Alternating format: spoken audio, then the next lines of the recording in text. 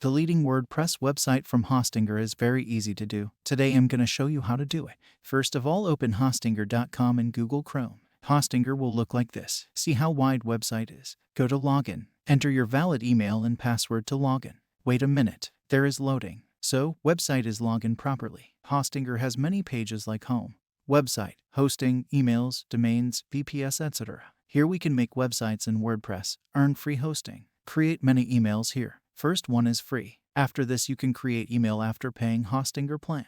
Open home page. Go down to hosting option with premium web hosting of sargethatime.com.